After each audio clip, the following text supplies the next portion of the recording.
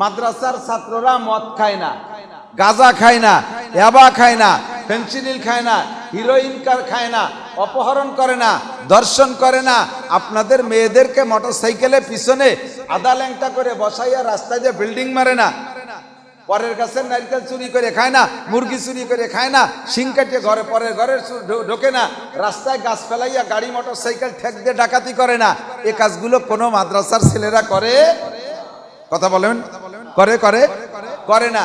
কাজী ফিরোজ রশিদ আমাদের জাতীয় সংসদ ভবনে সংসদ সদস্য, ঢাকা 5 আসনের কুটালিপাড়া বাড়ি। তার বক্তব্যটা আজই আপনি ইউটিউবে সার্চ দিয়ে শুনতে পারেন। কাজী ফিরোজ রশিদের বক্তব্য, সেই সময় উনি এই যে আওয়ামী লীগের যে বর্তমানে যে টার্মটা শেষ হতে যাচ্ছে, এর প্রথম সংসদে প্রথম দিক দিয়ে আমাদের এক এমপি মহোদয় উলামাই কিরাম এবং আহমদ শফি সাহেব হুজুর রহমতুল্লাহ আলাইহিকে টার্গেট করে বিভিন্ন প্রকার কুরুচিপূর্ণ কথা বক্তব্য দিয়েছে, আলেম উলামাকে ধিক্কার দিয়ে। কাজী ফিরোজ রশিদ সাহেব বললেন, মাননীয় স্পিকার, সম্ভবত এমপি মহোদয় উলামাই কিরাম সম্পর্কে কোনো অভিজ্ঞতা রাখে না, উনি জীবনেও মাদ্রাসায় যায় নাই, আলেম উলামারে দেখে নাই। আমি জাতীয় সংসদে বসে চ্যালেঞ্জ করলাম, সারা বাংলাদেশের ভিতরে যত কওমি মাদ্রাসা, যত মাদ্রাসা আছে, সমস্ত মাদ্রাসার ছাত্রদের রক্ত পরীক্ষা করবেন, ইনশাআল্লাহ একটা ছেলের রক্তের মতো ইয়াবার গন্ধ পাওয়া যাবে না। কথা বলেন ঠিক না? গাজার গন্ধ পাওয়া যাবে না, হিরোইনের গন্ধ পাওয়া যাবে না, 100% পিওর।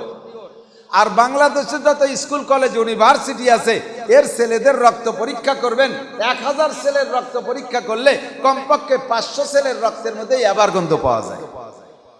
কথা কোন ঠিক না? এটা আমার বক্তব্য না, আওয়ামী লীগের একজন এমপি কাজী ফিরোজ রশিদের বক্তব্য। তো দোস্ত, আদর্শ মানুষ গড়ার কারখানা কওমি মাদ্রাসা, এইটা তাদের চোখে লাগছে। এই মাদ্রাসাকে বন্ধ করার জন্য বিভিন্ন প্রকার ষড়যন্ত্র। প্রথম যখন ব্রিটিশে দেশে আসে, ব্রিটিশ যখন আসে, তখন ব্রিটিশ মোগল শাসনকে তাড়িয়ে দিয়ে এদেশকে যখন ক্ষমতায় নেয়, 80,000 বড় মাদ্রাসা, 80,000 বড় দাওরায়ে হাদিস মাদ্রাসা এই ভারত উপমহাদেশ থেকে তারা বন্ধ করে দিয়েছিল। 80,000 মাদ্রাসা, আর এরকম ছোট ছোট মাদ্রাসা অসংখ্য।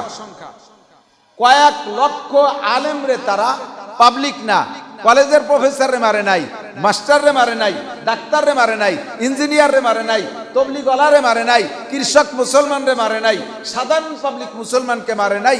কয়েক লক্ষ আলেম উলামাকে গাছের সাথে ঝুলাইয়া গায়ের চামড়া জীবিত অবস্থায় ছিলে তাদেরকে শহীদ করে দিয়েছে। লক্ষ লক্ষ কুরআন শরীফ তারা পোড়ায় দিছে, সাধারণ মুসলমানের গায়ে হাত দেয় নেই।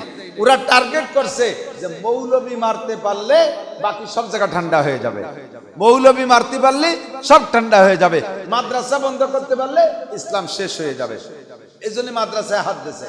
ওরা তো জানে না, ওরা তো বিশ্বাস করে না যে আলেম উলামার মাদ্রাসার ওসিলায় আমরাও বেঁচে আছি। একথা তারা মানতে রাজি না, একথা তারা মানে না। এই জন্য তারা আলেম উলামাকে ধ্বংস করতে পারলে ইসলাম ধ্বংস করতে পারে, ইসলাম ধ্বংস করতে পারলে তাদের একচ্ছত্র ক্ষমতা হাতে আসে। এই জন্য তারা চেষ্টা চালাইছে। আল্লাহ কয়, ওয়াল্লাহু মুতিম্মু নূরিহি ওয়ালাউ কারিহাল কাফিরুন। চেরাগে রাকেই জাদবার ফুরুজাত, কাছে কাস্তাব জানাদরে শাসব সুজাত। ধর্মের যেই বাতি আল্লাহ পাক নিজেই জ্বালানোর ইচ্ছা করে, ওই বাতি দুনিয়ার কেউ ফু দিয়ে নিভাইতে পারবে না। কথা বলেন ঠিক না? যেই বাতির তেল দেবে কে? আল্লাহ। বাতির তেল কে দেবে? আল্লাহ। যেই বাতির ফিতে আল্লাহ লাগাবে, যেই বাতির মাথায় গ্যাস লাইট দিয়ে আলো জ্বালায় দেবে আল্লাহ, ওই বাতি দুনিয়ার কেউ নিভাইতে পারবে না।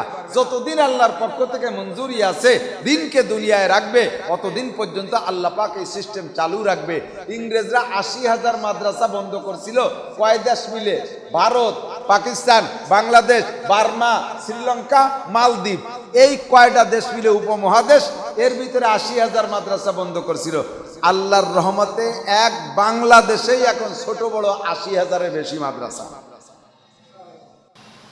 যে কয়জন আলেম মারছিল তার চাইতে কয়েক গুণ আলেম জন্ম নেছে কি নেই? ঠিক না? সরকারও পশ্চিমের ভয়তে তারা যা কয় তাই তো মানতে হয়, নালিবার আবার টিকতে পারে না।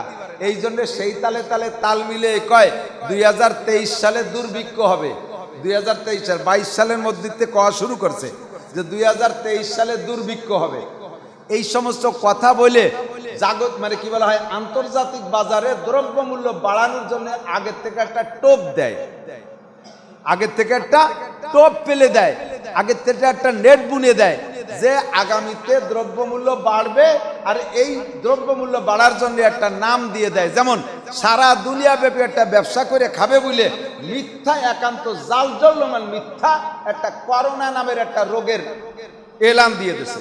ও কিচ্ছু না, জিরো। করোনা 100% ভুয়া। ও মানিও না, এখনো মানি না, কোনোদিনও মানি না। ও আমার মাথায় যদি বোমাও মারে তবু আমি করোনারে স্বীকার করতে রাজি না। আমার মাদ্রাসা, আমাদের মাদ্রাসাগুলো খোলা, একটা নাকের সাথে একটা নাক মিশিয়ে দিয়ে ঘুমাইছে। করোনার সময় সব মাদ্রাসা খোলা ছিল, কওমি মাদ্রাসা, গাদায় গাদায় শুয়াইছি, একটা নাকের সাথে একটা নাক মিশিয়ে দিয়ে ঘুমায়, একটা নাকেতে নিঃশেষ বারে আর একটা নাক দিয়ে ডুয়ে আর এক পাশে বের হয়ে গেছে। সারা বাংলাদেশ জুড়ে একটা আলেম তালবে আলিমের করোনা হলো না, কেউ মরল না। এ যদি শুয়াইছে হয় করোনায়, তাহলে একে বাদ দিয়ে আর সবাই রলো কে? অলি তো সবাই রবে, কতক্ষণ না কে? এ হইছে কি, এই করোনার নাম দিয়ে এই একটা ব্যবসা, মাস্ক বিক্রি করে খাইছে, পিপি বেচে খাইছে, ভ্যাকসিন বেচে খাইছে, টিকা বেচে খাইছে। এর আবিষ্কারক তারা, মোটা টাকা ইনকাম করে তারা বড় লোক হয়ে গেছে। আমাদের মতো বলদ সরকারকে বোকা বানাইয়া আমার কাছ থেকে সব লুটে বুটে নিয়ে গেছে। সেম দুর্ভিক্ষ হবে 2023 সাল, একটা অগ্রিম ভুয়ো কথা উড়াই দিয়ে সারা দুনিয়া ব্যাপী দ্রব্যমূল্য বাড়াই দিয়েছে। আল্লাহ কয় দুর্ভিক্ষের মালিক তোমরা না, দুর্ভিক্ষের মালিক কে? কোন কে? রুজির মালিক কে? আল্লাহু ইয়ারযুকু মাইয়াশা নাহনু নারযুকুকুম ইয়াহুম। তোদের রুজি আমি দেই, পরে যারা আসবে তাদের রুজি আমি দেই। আর রুজি এলো আসমানে, কোন জায়গা? কোন অবিসামা এরিজকুকুম ওয়া মা তুআদুন। আল্লাহ কায় আসমান থেকে রুজি আসে, ওরে জমিনে রুজি নাই, আসমান থেকে রুজি আসে। ধান যদিও ফলে মাটির থেকে, কিন্তু ধানের মধ্যে চাউল আসে আসমানের থেকে। কোন জায়গা থেকে? শিশিরের মাধ্যমে চাউল হয়, বৃষ্টির মাধ্যমে কীটনাশক আসে, বৃষ্টির মাধ্যমে শক্তি পায়, বৃষ্টির মাধ্যমে সার পায়, আসমান থেকে রুজি আসে। আল্লাহ কায় আসমানে কোন জায়গায় রুজি আছে ও জায়গা তোরা যাইতে পারিস নাই, আসমানের রুজির গুলা কোন জায়গা তা তোরা দেখিস নাই। কাজেই আগামী বছর রুজির অভাব হবে না, হবে না, এটা তোরা কইতে পারিস না। নাহনু নারযুকুকুম, আমি আল্লাহ রিজিক দেই, আমি রুজি দেব। 2023 সালে দুর্ভিক্ষ হবে, তার মানে খাদ্য সংকট হবে। বিগত যে কয় বছর চলে গেছে, কয়েক বছর পিছনের দিক, 4-5 বছর পিছনের দিক তাকাইলে আপনারা সাক্ষী দেবেন, কৃষকরা এই বছরের মতো সুন্দরভাবে ফলন, ইরিদান এবং সুগুসালভাবে ঘরে উঠানোর ব্যবস্থা বিগত 4-5 বছর হয় নাই, ঠিক কিনা? কি সুন্দর সবার ঘরে ধান।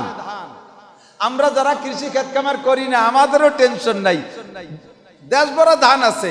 আর ধান থাকলে এমনি সবকিছুর দাম কমে যাবে, খাদ্যদ্রব্যের দাম কমে যাবে। তাহলে তোমরা কইছো 2023 সালে দুর্ভিক্ষ হবে, এই কথা বলে তোমাদের একটা ব্যবসার জাল পাচ্ছ। রুজি দেবে কে?